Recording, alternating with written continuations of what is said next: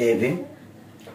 आज आंबेडकरी चळवळीतील ज्येष्ठ विचारवंत आणि दलित पॅंथरचे संस्थापक आदरणीय नामदेव ढसाळ यांचा आज जयंती दिन आहे।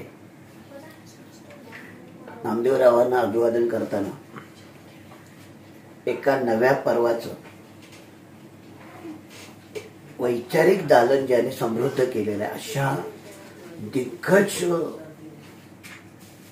लेखक विचारवंताचा आज जयंती असून या निमित्ताने त्यांच्याविषयी बोलताना मला सांगायचं आनंद वाटतोय की नामदेवरावांच्यावर नव्यानेच एक बायोपिक तयार होत असून 2024 पर्यंत हा बायोपिक चित्रपट पूर्ण होऊन 2025 मध्ये 14 जानेवारी 2025 पर्यंत हा चित्रपट लोकांपर्यंत येईल। नामदेवराव म्हणजे हा एक झंझावात आहे। खरं तर या झंझावाताचे निर्मातेच राष्ट्रपिता ज्योतिबा फुले। सुधारणा पर्वामध्ये नामदेवांच्या विचारधारेला अपेक्षित असलेला विचारांचा पाया राष्ट्रपिता ज्योतिबा फुले यांनी घातला आणि त्यानंतर जी विचारांची जी लाट आलेली आहे,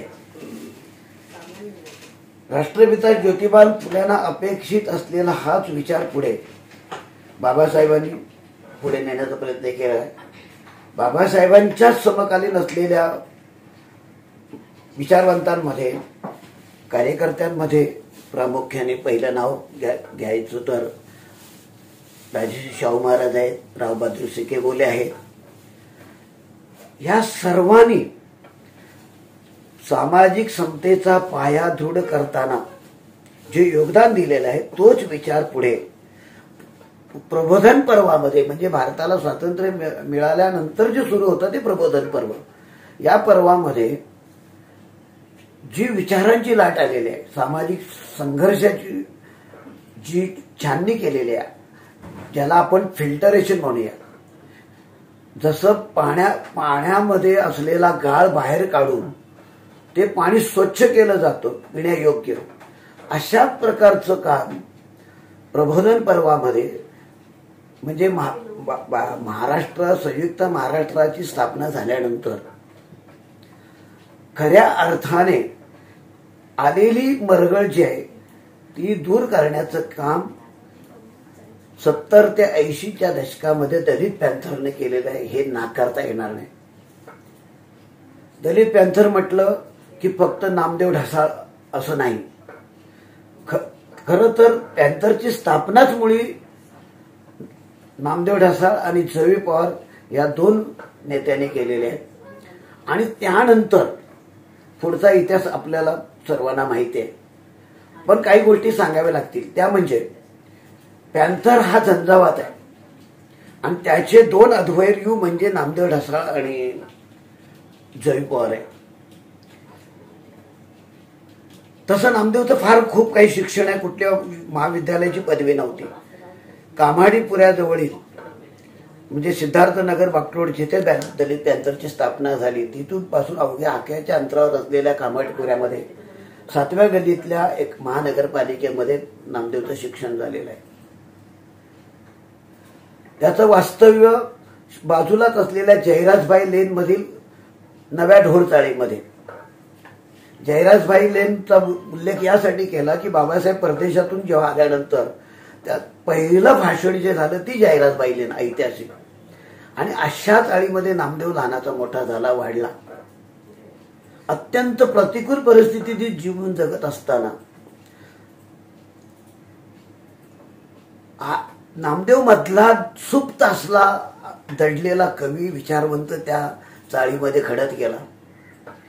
नामदेवने जे साहित्य लिहिलं की ज्या कविता लिहिल्या त्यांचं पहिलं पुस्तक 1973 मध्ये गोलपीठा हे प्रकाशित झालेलं आहे। गोलपीठा या कविता संग्रहातील जे शब्द जे आपण वाचल्यानंतर या कविता संग्रहाने किंबहुना नामदेवच्या भाषेने व्याकरणातील सारे संदर्भच कालबाह्य करून टाकलेले आहे। जे शब्द वाचताना आणि उच्चारताना सुद्धा किळस वाटते अशा शब्दांना नामदेवने मराठी साहित्यामध्ये किंबहुना दलित साहित्यामध्ये त्याच्याही पलीकडे जाऊन सांगायचं झालं तर दलित साहित्य आंबेडकरी प्रेरणेतून निर्माण झालेलं साहित्य, या साहित्याने ह्या शब्दांना एक सन्मान दिलेला आहे. ज्या शब्दांची किळस वाटत होती, अंगावर पाल पडल्यानंतर झुरळ झटकतात, तशा पद्धतीचं दृष्टिकोन असलेली व्यक्तिमत्व अशा प्रस्थापितांनी या साहित्याकडे आकर्षित व्हावा हा एक मोठा चमत्कार मानला पाहिजे. ज्यांची जावलीचा स्पर्श वर्ज मानला जात होता, अशा साहित्यिकाला महाराष्ट्र राज्याच्या साहित्य संस्कृती मंडळाने साहित्याचे पुरस्कार द्यावेत हा एक मोठा चमत्कार आहे. आणि म्हणूनच म्हटलं की नामदेव हा झंझावात आहे. आणि हा झंझावात का, हा फार महत्वाचा प्रश्न आहे. या झंझावाताचं जे मूळ आहे ते आंबेडकरोत्तर आंबेडकरी चळवळीमध्ये, आणि म्हणूनच जवी असतील, नामदेव असतील किंवा जे कोणी त्यानंतर मग हिरा बनसोडे असतील, अप्पासाहेब रणपिसे असतील, रावसाहेब कसबे आहेत, अर्जुन डांगळे, ही जी काही मंडळी आलेली आहेत दया पवारांपासून, ही सर्व मंडळी आंबेडकरोत्तर आंबेडकरी चळवळीची अपत्य आहेत, वैचारिक अपत्य आहेत. यांनी आंबेडकरी चळवळ समृद्ध करण्याचा प्रयत्न केलेला आहे. मग काव्य असू द्या, पत्रकारिता असू द्या, वैचारिक लेखन असू द्या, या सर्वांमध्ये आंबेडकरी चळवळी फार मोठी झेप घेतलेली आहे. आज माझ्यासारख्या पत्रकाराला जी बोलण्याची संधी मिळते, महाराष्ट्र संध्याचं याबद्दल मी अभिनंदन करतो, त्यांचं स्वागत करतो. याचं कारण असं आहे की एक पिढी निर्माण केलेली आहे चळवळीने, पण या पिढीला जे भोगावं लागलं ते मात्र अतिशय भयानक आहे, ज्याची चर्चा साहित्याच्या दालनात झालेली आहे. पण तरी देखील आंबेडकरी साहित्य आणि प्रस्थापितांचे साहित्य यामध्ये जी दुरी आहे ती अत्यंत क्लेशकारक आहे, ती दूर करण्याचा प्रयत्न केला पाहिजे. आंबेडकरी साहित्य निर्माण जे झालं त्या पाठीमागे एक वेदना आहे, आणि त्या वेदना प्रस्थापित मराठी साहित्याने त्याची कधी दखलच घेतली नाही.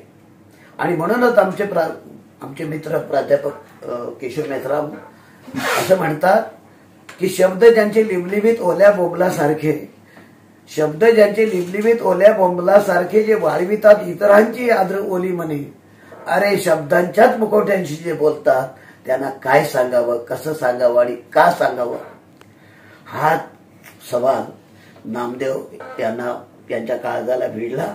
आणि त्यातूनच त्यांची साहित्य निर्मिती झाली.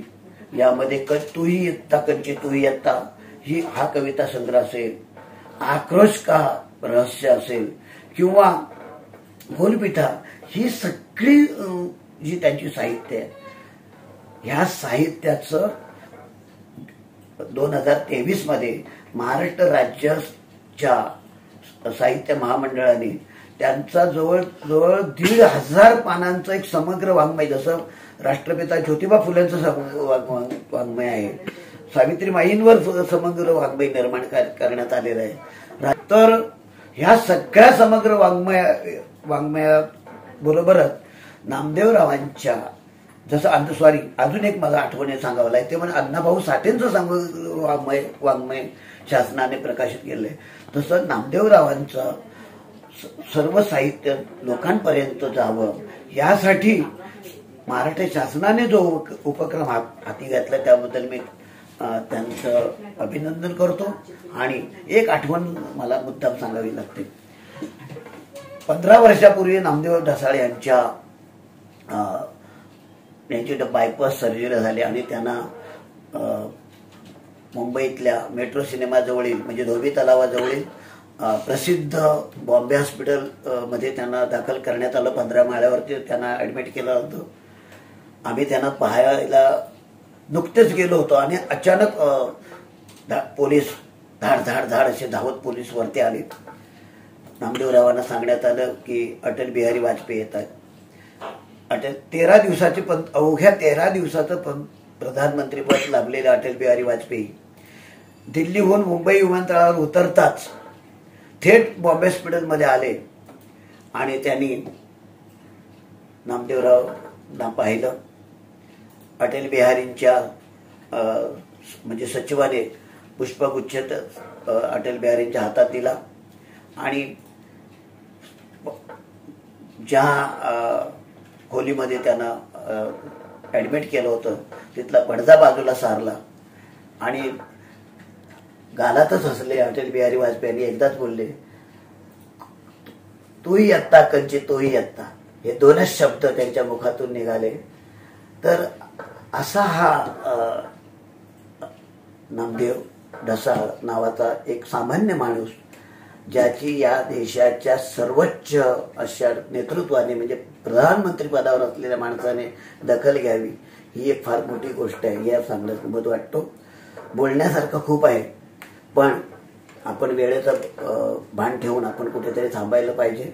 या निमित्ताने महाराष्ट्र संध्या या पत्रकाचे संपादक आदरणीय तानाजी शांताराम कांबळे या ठिकाणी आले.